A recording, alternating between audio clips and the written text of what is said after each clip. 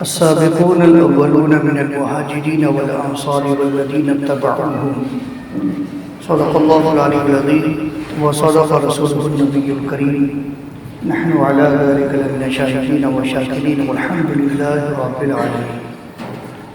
حصول خیر و برکت کے لیے ہم اور آپ سے مل کر آقا کریم سرور عالم نور مجسم حضور سیدنا محمد رسول اللہ صلی اللہ تعالی علیہ وسلم کی بارگاہ ناز میں بڑی ہی عقیدت و محبت کے ساتھ درود و سلام کا نذرانہ عقیدت پیش کرتے ہیں اور پڑھیں اللہم صلی علی سیدنا و مولانا محمد وعلی آل سیدنا و مولانا محمد صلاۃ و سلام علیک یا رسول اللہ صلی اللہ تعالی علیہ وسلم۔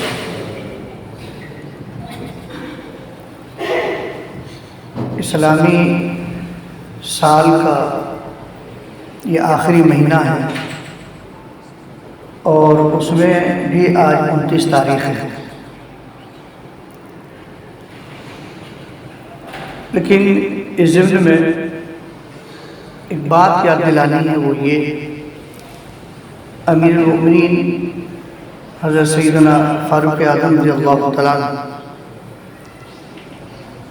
کو 26 ذی الحجہ کو ایک کافر نے حملہ کیا، زخمی کر دیا، اور پھر کتابوں سے جو ہمیں سبق ملتا ہے وہ یہ کہ 1 محرم الحرام کو آپ کی تدفین ہوئی۔ تو ہمیں امیر المؤمنین رضی اللہ تعالیٰ عنہ کے ذات کے تعلق سے کچھ سننا سنانا چاہیے۔ شہر لکھنؤ میں اور لکھنؤ کے علاوہ بہت سارے شہروں میں اور پھر بہت سارے ممالک میں امیر المؤمنین رضی اللہ تعالیٰ عنہ کی شان اقدس اور آپ کی ذات مبارکہ کے تعلق سے ایک خاص فرقہ ہے جو کہ آپ کی ذات کو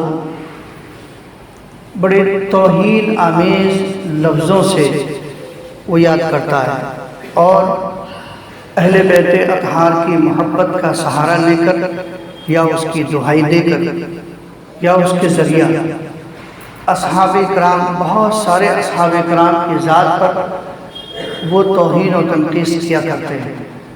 لیکن جو ہمارا یہ نوجوان ہے یا ہمارے لوگ ہیں، جو ہمارے افراد ہیں، جو محبت کرتے ہیں سب سے مطلب حضور نبی رحمت صلی اللہ علیہ وسلم کی ذات، پھر اس ذات سے محبت کرنے والے یعنی صحابہ اور پھر اہل بیت اطہار بزرگان دین، سب سے محبت کرنے والے یعنی اہل سنت و جماعت کے جو افراد ہیں، ان سب کو ان افراد جن سے وہ محبت کرتے ہیں ان کی ذات کے تعلق سے مکمل جانکاری ضروری ہے۔ کب کون کہاں، کبھی تقریروں میں اور کبھی تحریروں میں۔ اب تو حال یہ ہے کہ اب لوگوں کے ہاتھوں میں موبائل ہیں اور موبائل میں نیٹ ہے، اور اس میں لوگ اب زیادہ تر دینی معلومات کے لیے اب غالباً ایسا لگتا ہے کہ جیسے کہ موبائل کو استاذ یا پیر یا بزرگ یا مفتی یا محدث یا مقرر یا مبلغ یا مدرس سب مان لیا گیا ہے، اور حقیقت یہ ہے کہ جب تک کہ آپ اس موبائل سے جو بھی آپ سنتے ہیں جانتے ہیں وہ کسی اہل علم حضرات سے تصدیق نہ کرا لیں، تو میں یہ کہوں گا کہ ان باتوں پر آپ یا پھر موبائل میں وہ لوگ، وہ افراد جو سنی صحیح العقیدہ ہیں اور واقعی ان کی گفتگو ہے یا واقعی ان کی تحریریں ہیں، تو آپ ان سے مطمئن ہو سکتے ہیں اگر واقعی آپ کو جانکاری ہے۔ وہ مفتیان اکرام جن کو آپ جانتے ہیں ان کی تحریر، اور پھر وہ مبلغین اسلام یا مدرسین جن کو آپ جانتے ہیں، آپ ان کی گفتگو سن سکتے ہیں۔ لیکن جو انجان طور پر یا آپ نہیں جانتے ہیں، ابھی بہت سارے لوگوں کی تمیز نہیں ہے کہ کون سنی ہے کون دیوبندی ہے، بہت سارے ایسے لوگ ہیں، میں آپ کو ایک نام اگر بتا دوں، بہت سارے لوگ وہ ایک شبیر وارسی کے نام سے وہ سنا کرتے ہیں نیٹ میں، وہ سمجھتے ہیں کہ سنی ہے، اور لفظ وارسی، میں تو آپ کو لکھنؤ میں آپ کو بہت سارے ایسے وارسی کو دکھا سکتا ہوں، وہ جو دیوبندی وہابی ہیں۔ یہ صرف وارسی لگ جانے سے، وہ پہلے الگ بات تھی کہ جو سلسلے سے وابستہ ہوتا تھا وہ آنکھ بند کر کے ہم اسے سنی تصور کرتے تھے، مانتے تھے، لیکن اس وقت آپ آئیے ذوالفقار نقشبندی، بہت بڑا دیوبندی وہابی ہے اور وہ بھی مرید کرتا ہے۔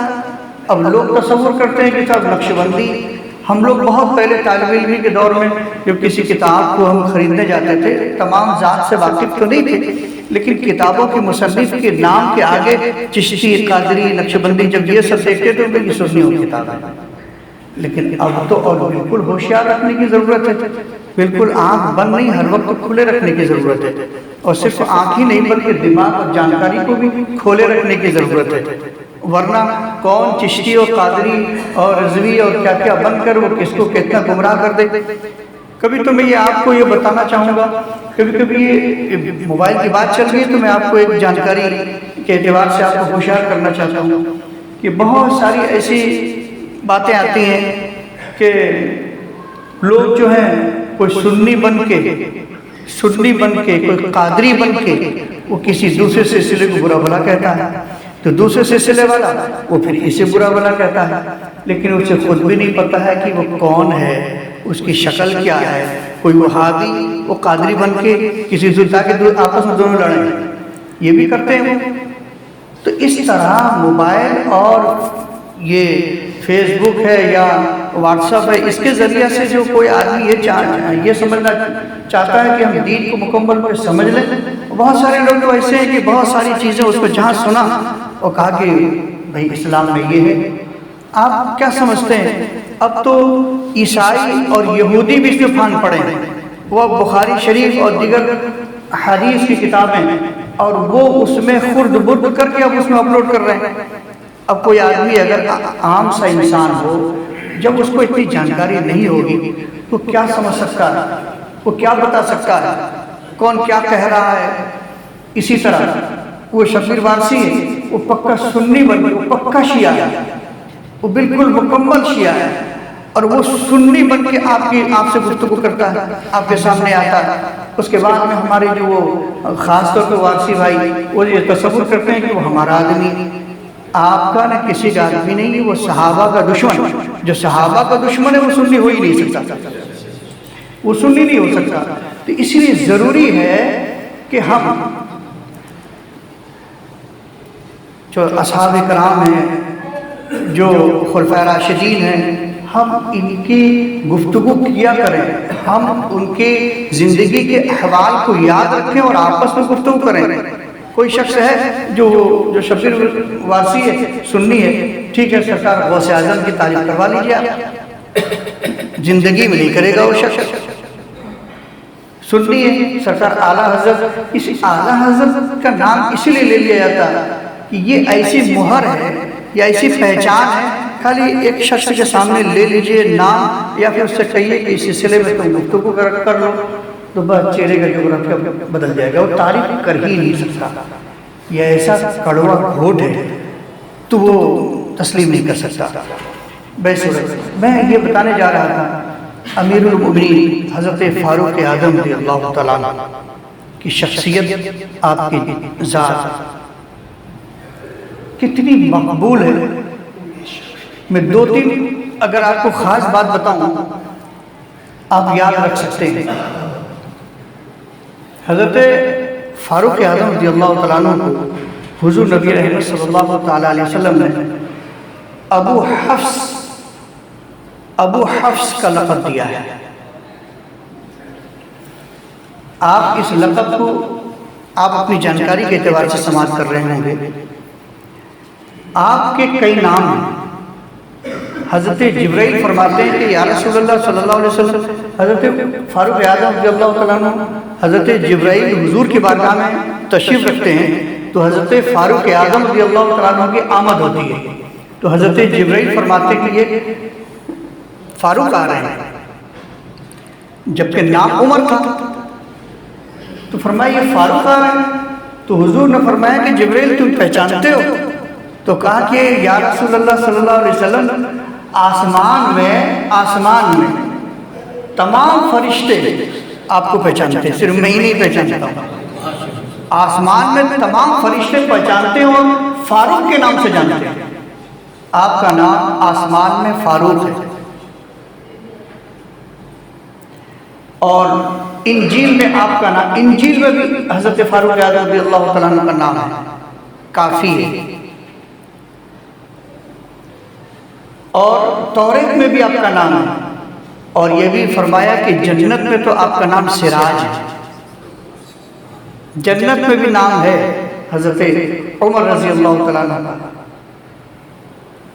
لیکن رسول کائنات صلی اللہ علیہ وسلم نے آپ کو ابو حفص فرمایا لقب، غزوہ بدر میں اور ایک دوسرے مقام میں، دو مقام پہ آپ کو ابو حفص فرمایا۔ ابو حفص کہتے ہیں شیر کے بچے کو، اور ابو کا معنی باپ، یعنی آپ شیر کے باپ ہیں۔ حضرت عمر کو شیر کا باپ حضور نے فرمایا ہے، اور حضرت حمزہ کو حضرت جبرائیل نے فرمایا کہ اللہ تبارک و تعالیٰ نے آپ کو اپنا شیر فرمایا ہے، اسد اللہ کا شیر۔ تو حضرت عمر فرماتے ہیں کہ مجھ سے 3 دن پہلے حضرت حمزہ ایمان لائے۔ حضرت حمزہ رضی اللہ تعالیٰ ایمان لانے کے تعلق سے بتایا جاتا ہے آپ کے جو ایمان لانے کا نمبر تھا وہ 39واں تھا۔ حضرت حمزہ وہ واقعی طاقتور تھے، شیر دل تھے۔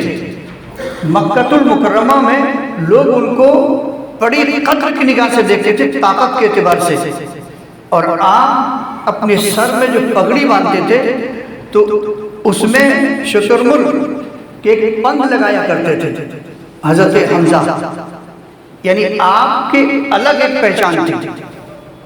ایک دن شکار کر کے چلے آ رہے تھے، تو جب صفا کے درمیان سے گزرے کہ 2 عورتوں نے آپس میں گفتگو کی کہ یہ دیکھیں کہ اپنی شان و شوکت سے چلے آ رہے ہیں۔ جب یہ شکار کر کے آتے تھے تو وہ کعبہ بیت اللہ شریف کے پاس آتے تھے۔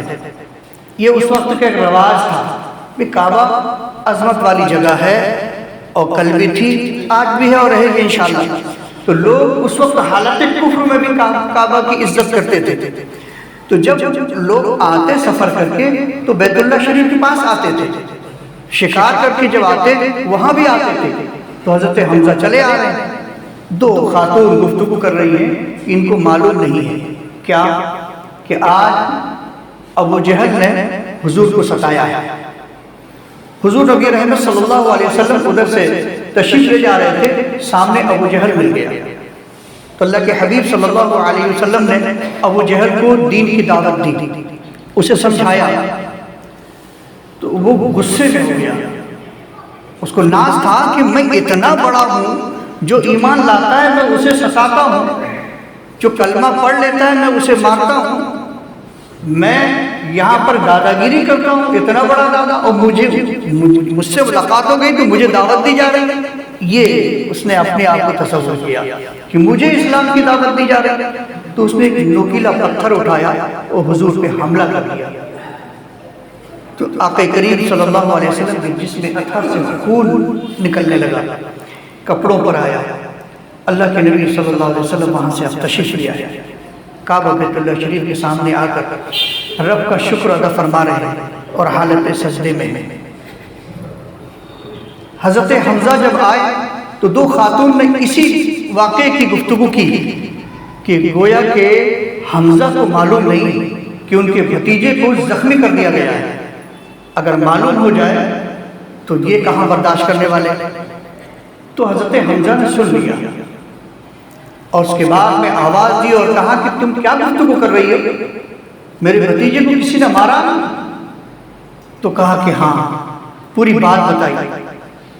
تو آپ کو چلا آ گیا، غصہ آ گیا۔ آپ چونکہ شکار میں گئے ہوئے تھے، تیر کمان لیے ہوئے، تو وہاں سے آگے بڑھتے ہیں کہ ابو جہل ہے کہاں؟ اس نے کیا اکیلا سمجھ رکھا ہے ہمارے بھتیجے کو؟ جب چاہے وہ ستا دے، جب چاہے وہ مار لے۔ آپ ڈھونڈتے ہوئے آئے تو اسے کہاں پایا کہ وہ بیت اللہ شریف کے قریب بہت سارے لوگ بیٹھے ہیں، وہاں پر سرغنہ کے طور پہ بیٹھا ہوا ہے۔ اس کے بعد میں آپ نے کچھ نہیں دیکھا، اس مجمع کے درمیان آپ نے کمان اتنی زور سے مارا اس کے سر پہ، اس کا سر پھٹ گیا، خون نکل آیا۔ اور دیگر لوگ جو بیٹھے تھے وہ حضرت حمزہ کی طرف لپکے، لیکن ابو جہل نے کہا کہ بس رک جاؤ۔ ابو جہل نے معاملے کو سمجھ لیا، یہ حمزہ کا مسئلہ ہے کہ اگر ان کو کچھ کہا گیا تو پوری برادری قبیلہ اکٹھا ہو جائے گا، تو پھر قبیلوں کی لڑائی شروع ہو جائے گی۔ تو اس لیے ابو جہل نے کہا کہ نہیں، مجھ سے غلطی ہوئی ہے، میں نے مارا۔ تو اس طرح اپنی غلطی کا اقرار کیا تو کچھ معاملہ ٹھنڈا پڑا، نرم ہوا۔ تو حضرت حمزہ اب وہاں سے اٹھے، حضور کو تلاشے۔ حضور نبی رحمت صلی اللہ تعالیٰ علیہ وسلم کو بیت اللہ شریف کے قریب پایا، حالت سجدے میں۔ تو جب سجدے سے حضور نبی رحمت صلی اللہ علیہ وسلم نے سر اٹھایا تو حضرت حمزہ قریب جا کر کہتے ہیں کہ میرے بھائی کے بیٹے، میں نے تمہارا بدلہ لے لیا ہے، میں نے ابو جہل کو مار کے اس کا سر پھوڑ دیا ہے۔ حضور نے کوئی جواب نہیں دیا۔ پھر کہا کہ میرے بھائی کے بیٹے، میں نے تمہارے دشمن کا سر پھوڑ دیا ہے۔ حضور نے کوئی جواب نہیں دیا۔ تو پھر جب کہا کہ میرے بھتیجے، میں نے ابو جہل کو مارا، کیا تم کو خوشی نہیں؟ حضور نبی رحمت صلی اللہ علیہ وسلم ارشاد فرماتے کہ نہیں، مجھے اس بات سے خوشی نہیں ہے۔ تو کہا آپ کے دشمن کو میں نے مارا، آپ کا بدلہ میں نے لے لیا، آپ کو خوشی نہیں؟ کہا کہ نہیں۔ کہا پھر آپ کو خوشی کس پر ہے؟ تو کہا کہ مجھے تو خوشی ہے کہ آپ کلمۃ الحق کا اعلان فرما دیں، آپ کلمہ پڑھ لیں، یہ میری خوشی ہے۔ تو حضرت حمزہ رضی اللہ تعالیٰ فرماتے ہیں پڑھا دیجئے مجھے کلمہ۔ وہاں پڑھ کے آپ یعنی دامن اسلام میں آ جاتے ہیں۔ اور ٹھیک اسی کے 3 دن کے بعد جب حضرت حمزہ ایمان لے آئے، کفار و مشرکین کے درمیان میں چرچا ہونے لگا، گفتگو ہونے لگی کہ بڑے طاقتور شخص ادھر چلے گئے۔ جتنی خوشی مسلمانوں کو، مومنوں کو، صحابہ کو تھی، اس سے کہیں زیادہ غم کافروں کو، اس لیے کہ انہوں نے سمجھ لیا تھا کہ ہمارے درمیان کا ایک بڑا طاقتور شخص ادھر چلا گیا۔ آپس میں بڑی کھلبلی مچی تھی، آپس میں گفتگو ہوا کرتی تھی۔ تو لوگ کوئی واقعہ کہیں ہو جاتا ہے، جگہ جگہ لوگ گفتگو کرتے ہیں، باتیں کرتے ہیں، بس ہر جگہ یہی گفتگو کہ حمزہ ایمان لے آئے، حمزہ نے ابو جہل کو مارا۔ ابو جہل اتنی بڑی داداگیری کرتے تھے، وہاں پہ کچھ بول نہ سکے، یہی سب چرچا تھا کہ حمزہ ایمان لے آئے۔ اسی میں کوئی کہتا تھا کہ اب بہت ہو گیا، اب تو بڑے بڑے لوگ ایمان لانے لگے ہیں، اب بڑے بڑے طاقتور لوگ ادھر جانے لگے ہیں۔ کوئی ایسا شخص نکلتا معاذ اللہ ثم معاذ اللہ کہ رسول کریم صلی اللہ علیہ وسلم کو شہید کر دیتا۔ یہ آپس میں کفار و مشرکین گفتگو کرنے لگے۔ اتنی جذبات میں حضرت عمر تیار ہوئے تھے اور کہا، انہی جذبات میں حضرت عمر شہید کرنے کے لیے کھڑے ہوئے اور کہا کہ اب میں حضور کو میں شہید کر دوں گا معاذ اللہ۔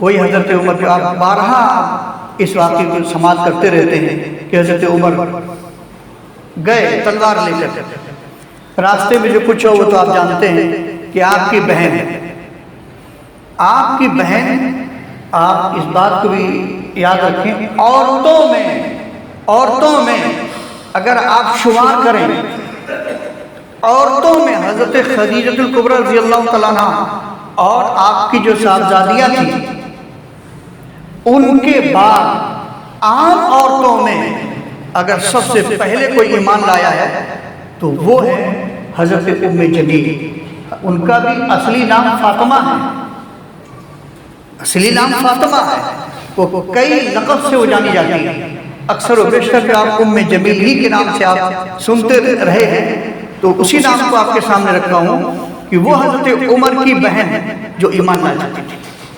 میں خاندان نبوی کہ الگ اگر کوئی خاتون سب سے پہلے ایمان لائی ہے وہ حضرت فاروق اعظم رضی اللہ تعالیٰ عنہ کی بہن ہے، اور انہی کے توسل سے پھر حضرت عمر حضور کی بارگاہ تک پہنچتے، تو حضور کی بارگاہ جب وہاں پہنچتے ہیں وہاں حضرت حمزہ موجود ہوتے ہیں دار ارقم میں۔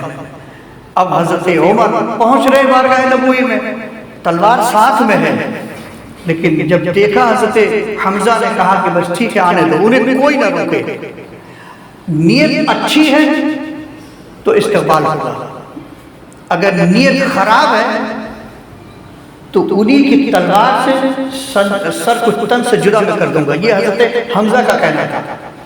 لیکن وہاں تو مسئلہ کچھ اور تھا، وہاں مہر لگ چکی تھی۔ جب انہوں نے کہا تھا بہن سے تو میں قرآن دیکھنا چاہتا ہوں جو تم پڑھتی ہو، تب انہوں نے کہا تھا نا کہ یہ ناپاک لوگ اسے نہیں پڑھ سکتے دیکھ سکتے،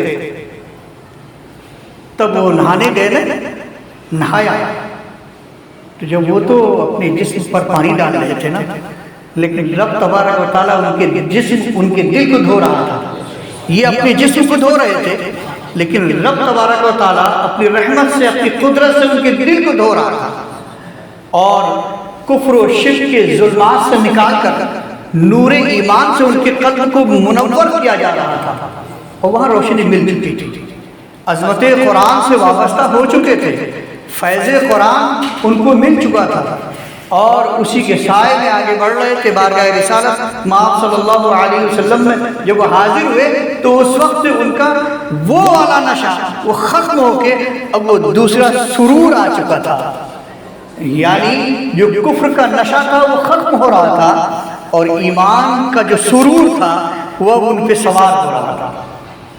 بارگاہ نبوی میں آئے، سب کو معلوم ہے، تو کلمہ پڑھا، اور پھر آپ نے کیا فرمایا کہ یا رسول اللہ صلی اللہ علیہ وسلم کیا ہم حق پر نہیں؟ بالکل ہم حق پر ہیں۔ تو کہا پھر یہ چھپ کے ایک کمرے کے اندر کیوں ہم نماز پڑھیں گے؟ اب سب لوگ چلیں، سب چلیں کہاں؟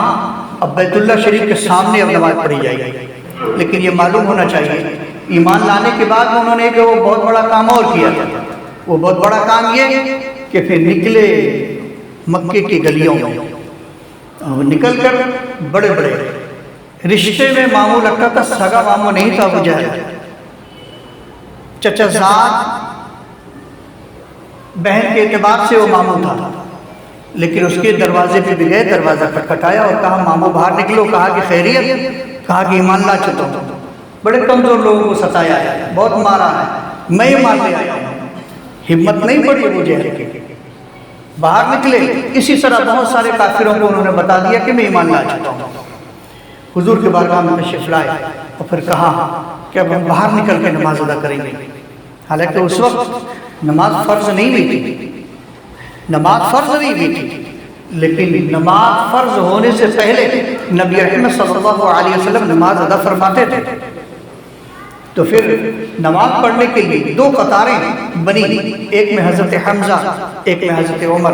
میں بتانا چاہ رہا تھا کہ اسلام میں بڑی محنت، بڑی جانفشانی، جس نے اپنا سب کچھ قربان کیا ہو، سب کچھ دیا ہو، اور لوگوں کو ایسا سبق دیا ہے، ایسا سبق دیا ہے، ہمیں چاہیے ان حضرات کی زندگی کو ہم پڑھیں، اور ان کی تو زندگی کے احوال تو اتنے ہیں کہ اگر کئی روز تک گفتگو کی جائے تو کم۔ حضرت عمر رضی اللہ تعالیٰ عنہ، اتنے گوشے ہیں آپ کی زندگی کے اتنے گوشے ہیں کہ الگ الگ گوشوں پر اگر گفتگو کی جائے تو مکمل کی جا سکتی ہے۔ اس ضمن میں ایک بات آپ تک میں پہنچانا چاہوں گا، سب کو معلوم ہے کہ مصر میں خلافت فاروقیہ کے دور میں حضرت عمرو بن عاص وہاں کے گورنر ہیں، اور اس وقت وہاں کا ایک دستور بن گیا تھا، ایک عرصے سے ایک دستور بنا ہوا تھا، ایک عرصے سے ایک طریقہ وہاں بنا ہوا تھا. وہ کیا کہ بتایا جاتا ہے کہ دریائے نیل ہر سال خشک ہو جاتا تھا، ہر سال خشک ہو جاتا. تو پھر اس کی جو تاریخ کوئی تھی، اس تاریخ میں ایک کنواری دوشیزہ کو سوار کر اور اسے یعنی اچھا جوڑا ہر طریقے سے اسے سجا کر وہ لے جا کر اسی ندی میں وہ ڈال دیتے تھے، دفنا دیتے تھے، تو پانی جاری ہو جاتا تھا. یہ ہر سال ہوتا تھا، ہر سال. لیکن جب اسلامی حکومت ہوئی، حضرت عمرو بن عاص نے حضرت امیر المؤمنین فاروق اعظم رضی اللہ تعالیٰ عنہ کی بارگاہ میں ایک خط لکھا. جب لوگ ایسا کرنے جا رہے تھے تو گورنر نے روکا اور کہا کہ نہیں، بیجا کسی کی جان کو لینا یہ حرام ہے، اور یہ طریقہ ہمیں سمجھ میں نہیں آتا، ایک عرصے سے چلا آ رہا. کہا کہ نہیں، یہ تو ہر سال ہم لوگ کرتے ہیں، اگر ہم نہ کریں تو پانی ہم کو میسر نہیں ہوگا. تو آپ نے حضرت امیر المؤمنین فاروق اعظم رضی اللہ تعالیٰ عنہ کے بارگاہ میں خط لکھا کہ یہاں پر ایک ایسا طریقہ رائج ہے، میں کیا کروں. تو آپ نے ایک خط وہاں کے گورنر کو لکھا اور ایک خط دریائے نیل کے نام لکھا، اور گورنر کو لکھا کہ یہ میں جو پرچہ دے رہا ہوں دریائے نیل کے نام، تو آپ اس پرچے کو اس دریا میں لے جا کر ڈالا. تو بتایا جاتا ہے کہ آپ بڑی بھیڑ چلی، لوگوں کو تو پہلے وہ دیکھنا چاہتے تھے کہ یہ کیسے ہو سکتا ہے. یہ تو جب ہم لوگ لیٹ اگر کر دیتے ہیں، تاخیر کر دیتے ہیں کسی خاتون کو وہاں دینے میں، تو اتنی تاخیر تو پانی کو بھی ہو جاتا ہے. لیکن یہ کیسے ہو سکتا ہے کہ بجائے اس کے صرف ایک رکا، ایک پرچے کی بنیاد پر پانی مل جائے.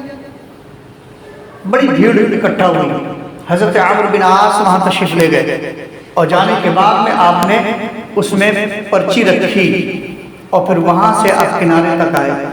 تو کتابوں میں یہ بتایا جاتا ہے کہ پرچی رکھنے کے بعد وہ کنارے تک آتے آتے اچھا خاصا پانی آ گیا تھا، اور ایک رات میں 9 گز پانی آ گیا تھا. یعنی بالکل دریائے نیل جسے فل ایک رات میں، صرف ایک رات میں. میں یہاں پر ایک بات آپ کو یاد دلانا چاہتا ہوں، وہ یہ آج بہت سارے لوگ بہت ساری منتیں مانتے ہیں، اور کچھ لوگ غلط منت مان لیتے ہیں. جیسے محرم کا مہینہ آ گیا، اس میں بہت سارے لوگ یہ کہتے ہیں کہ دیکھیے ہم نے نہیں رکھا، ہمارا بچہ بیمار ہو گیا، اور ہم نے ایسا نہیں کیا تو فلاں نے کیا موت ہو گئی، ہم نے یہ نہیں کیا. تو بہت ساری ایسی مثالیں لوگ دیتے ہیں. لیکن میں آپ کو یاد دلانا چاہتا ہوں کہ دریائے نیل میں جب تک کہ وہاں پر بھیٹ نہیں چڑھایا جاتا تب تک کہ پانی جاری نہیں ہوتا تھا. لیکن یہاں پھر کیسے پانی جاری ہو گیا؟ صرف ایک پرچی سے، ایک پرچی سے. یہ تاریخ گواہ ہے، جب تک کہ خاتون کو وہاں پر دفن نہیں کیا جاتا، جب تک کہ اسے مارا نہیں جاتا، جب اسے دے نہیں دیا جاتا، پانی جاری نہیں ہوتا تھا کسی سال. تو پھر اس سال صرف پرچی سے کیسے جاری ہو گیا؟ اس سال پھر کسی عورت کو مارا نہیں گیا، اس کے بعد آج تک نہیں مارا گیا. یہاں سے ایک بات سمجھ لینا چاہیے، جو کبھی کبھی دقتیں جو آتی ہیں، کبھی کبھی شیطان کی شرارت بھی ہوتی ہے تاکہ لوگ غلط طریقے کو نہ چھوڑیں. جب کوئی شخص جوا کھیلتا ہے، جب کوئی شخص سٹا کھیلتا ہے، تو معلوم ہے، میں تو دریافت کرتا ہوں، میں تو ایسے لوگوں کو ڈھونڈتا ہوں یا پوچھتا ہوں جانکاری کے لیے، کتنے ایسے لوگ ہیں جنہوں نے بلڈنگیں بنا لی، کتنے ایسے لوگ ہیں جنہوں نے اپنے گھر آباد کیے، کتنے لوگ ایسے ہیں جنہوں نے بڑی ترقی کی ہے. میں سمجھتا ہوں کہ شاید کہ 100 میں ایک آدھ کوئی ایسا مل جائے، ورنہ سب بربادی ہوتے ہوئے نظر آئیں گے، سب برباد ہوتے ہوئے نظر آئیں گے. تب بھی لوگ اس میں لگے رہتے ہیں، تب بھی لوگ اس میں لگے رہتے ہیں. اور یہ یاد رکھیے گا، بھائی جملہ اس بات اس لیے کہہ رہا ہوں کہ آپ یاد رکھیں، وہ لوگ جو ایسا کرتے ہوں گے وہ محنت نہیں کرنا چاہتے ہیں، وہ مشقت نہیں کرنا چاہتے ہیں، وہ کاہلی، تساہلی، ایسے لوگ کاہل ہوا کرتے ہیں جو اس طرح حرام طریقے کو اپنائے ہوئے ہیں۔ یہ لفظ آپ یاد رکھیں گے، میں سب کی بہتری کے لیے قرآن کریم میں جوے کی تعلق سے سخت ممانعت آئی ہے، سخت وعیدیں آئی ہیں، لیکن اس کے باوجود بہت سارے لوگ اس میں ملوث ہیں، بہت سارے لوگ اس طرح کام کرتے ہیں۔ وہ واقعہ آپ بار بار میں آپ کو یاد دلاتا ہوں، آپ نے یاد بھی رکھا ہوگا کہ حضرت علی رضی اللہ تعالیٰ عنہ نماز پڑھنے کے لیے ایک مسجد سے تشریف لے گئے تو باہر گھوڑے کو باندھا، بلکہ کہا وہاں ایک آدمی بیٹھا تھا کہ میرے گھوڑے کو دیکھتے رہنا۔ تو اندر گئے، نماز ادا فرما لینے کے بعد میں آپ نے یہ سوچا اسے 3 اشرفیت دوں گا جو دیکھ رہا تھا میرے گھوڑے کو، اسے 3 اشرفیت دوں گا میں۔ پہلے سے آپ نے سوچ لیا، لیکن جب باہر تشریف لائے وہ آدمی نہیں تھا، وہ گھوڑے کے زین کو چڑھا کے لے کے بھاگ گیا تھا۔ اس وقت نئے زین کی قیمت 3 روپے تھے، اور وہ تو پرانے لے جا کے پھر 1 یا 1.5 روپے میں بیچا ہوگا۔ لیکن حضرت علی رضی اللہ تعالیٰ عنہ نے جب دیکھا تو آپ نے یہ فرمایا کہ اس شخص نے حلال کو چھوڑ کے اپنے لیے حرام منتخب کر رکھا ہے، یعنی خود ہی منتخب کیا ہے، یعنی خود ہی پسند کیا ہے حرام کو۔ کوئی آدمی یہ تصور کبھی نہ کرے کہ اللہ تبارک و تعالیٰ کسی کو حرام میں لگا دیتا ہے، نہیں، انسان خود ہی حرام کی طرف جاتا ہے۔ اس کی مثال یہی ہے کہ حضرت اگر وہ مان لیتا، وہ چوری نہ کرتا تو وہ 1.5 کے بجائے 3 روپیہ پاتا، وہ بھی حلال کے پاتا، لیکن اس نے اپنے لیے حرام مقرر کر لیا خود۔ اسی طرح وہ شخص چاہے کوئی بھی ہو، وہ اگر جوئے کا سہارا لیتا ہے، وہ جتنی دیر اس میں اپنا وقت برباد کرتا ہے نا، محنت کے ایک نہیں ہزاروں راستے ہیں، ہزاروں راستے ہم اور آپ دیکھتے رہتے ہیں، جن کے آنکھ نہیں وہ بھی تجارت کرتے ہوئے نظر آتے ہیں، جن کے پیر نہیں ہیں وہ بھی گاڑیوں میں بیٹھ کر وہ تجارت کرتے ہوئے نظر آتے ہیں۔ جو ایک ہاتھ سے جو مفلوج ہے، آپ نے دیکھا ہوگا، ہم نے خود دیکھا کہ دونوں پیروں سے اپاہج شخص لیٹے وہ ایک فٹ پاتھ پہ قلم بیچ رہا تھا، لوگوں کی بھیڑ لگی ہوئی تھی اور وہ قلم بیچ رہا تھا، اور قلم میں اگر وہ ریفل کے ہوتی ہے ریفل، لوگ اس کو خالی دیکھنے کے لیے کہتے بھیا میرے قلم میں ریفل ڈال دو، بغیر ہاتھ کے کونی سے اوپر اس کا ہاتھ تھا، اور اسی کونیوں سے اس طرح جلدی سے وہ قلم لیتا اور اس کو کھولتا، اس کے اندر ریفل ڈالتا اور آپ کو دے دیتا۔ دونوں ہاتھ پہ ایسے جوڑ کے آپ کو اپنا انداز ہے، وہ ایسا کرتا تھا، وہ کبھی اپنے منہ کا سہارا لیتا تھا اور کبھی اپنے کونیوں کا سہارا لیتا تھا۔ جب دونوں ہاتھ اور پیر سے معذور شخص وہ کما سکتا ہے، تو یہاں ایک نوجوان یا کوئی بوڑھا یا کوئی شخص وہ جوئے کا سہارا لے گا، جس کے ممانعت رب نے فرمائی، جس کے تعلق سے قرآن نے منع فرمایا۔ باز آ جائیں اور ان حضرات کی زندگی کو آپ دیکھیں گے۔ جلدی میں ایک بات بتا دوں، امیر المومنین فاروق اعظم رضی اللہ تعالیٰ عنہ کے 10 بیٹے ہیں، آپ کے 10، 3 کے نام عبد الرحمن ہیں، 2 کے نام عبداللہ ہیں، 2 کے نام زید ہیں، 7 ہو گئے۔ 3 نام میں 7 رکھ دیے۔ آج آدمی نیا لیٹسٹ نام ڈھونڈتا ہے۔ آپ نے اپنے 3 بیٹوں کے نام عبد الرحمن رکھے، بڑے کا نام عبد الرحمن اکبر، یعنی درمیان والے کا نام عبد الرحمن اوسط، اور چھوٹے والے کا نام عبد الرحمن اصغر۔ زید اکبر، زید اصغر، عبداللہ اکبر، عبداللہ اصغر، عبید اللہ، ایاز، عاصم۔ یہ آپ کے 10 لڑکے۔ 2 لڑکوں کو تجارت کے لیے بھیجا، وہ ملک شام گئے۔ جب وہاں پہنچے تو بہت سارے لوگوں نے تعارف کرایا کہ یہ دونوں جو ہیں امیر المؤمنین کے بیٹے ہیں۔ لوگوں نے جب سنا کہ امیر المؤمنین کے بیٹے تجارت کرنے کے لیے آئے ہیں، بھیڑ لگ گئی، بہت سامان ان سے خریدا ہے، جتنا سامان ان کے پاس تھا وہ سب کے سب فوراً ہی بک گئے، جتنا سامان لیا سب بک گئے، اور اچھی قیمت میں امیر المومنین کے بیٹے ہیں، جو ریٹ بتایا، جو قیمت بتائی ویسے سب لوگوں نے جلدی جلدی خرید لیا۔ قافلہ لوٹ کے آیا مدینہ المنورہ، امیر المومنین کے بارگاہ میں دونوں بیٹے آئے، تو جب والد گرامی نے پوچھا، یعنی حضرت فاروق اعظم رضی اللہ عنہ نے پوچھا کہ تجارت کیسی تھی، کہا کہ ابا حضور ایسی تجارت وہاں پر وہاں کے گورنر صاحب نے تعارف کرا دیا تھا، تو لوگوں نے تو قیمت لگایا ہی نہیں، جو بتایا اس میں خریدا، بہت بکا۔ یہ غور طلب بات ہے۔ امیر المومنین فرماتے ہیں کہ اچھا تم لوگوں نے اپنی محنت سے نہیں، اپنے باپ کے نام سے بیچا ہے، یہی نا، تمہارے باپ کے نام سے ہی بکا اور زیادہ قیمت بھی مل گئی، ٹھیک ہے۔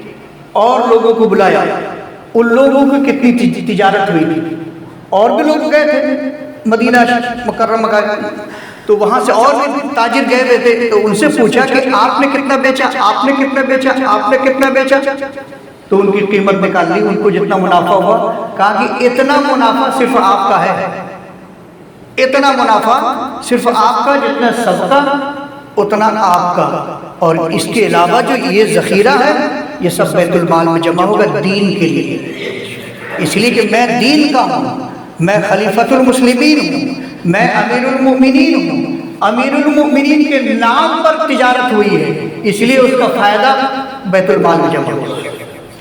یہ ہے شریعت، یہ ہے محبت، اسلام سے محبت اور اسلام کے لیے قربانی۔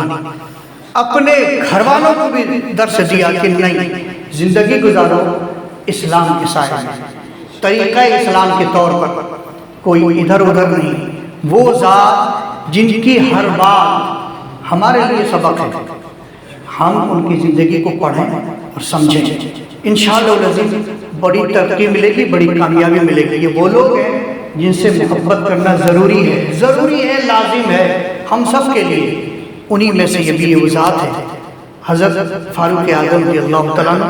ہم ان کے ذات کو یاد رکھیں، اور ساتھ ہی یہ بھی آپ یاد رکھیں کہ یہ اس مہینے کی یہ آخری جمعہ ہے، انشاءاللہ العزیز مغرب کا عشاء پروگرام ہوگا، اس میں بھی آپ شرکت فرمائیں۔ اندر قدیر کی بارگاہ میں دعا ہے بار الہ ہم تمام لوگ اچھی اور سچی باتوں پر ہمیشہ عمل کرتے رہنے کی توفیق عطا فرمائے۔ دعا کرتا ہوں الحمدللہ۔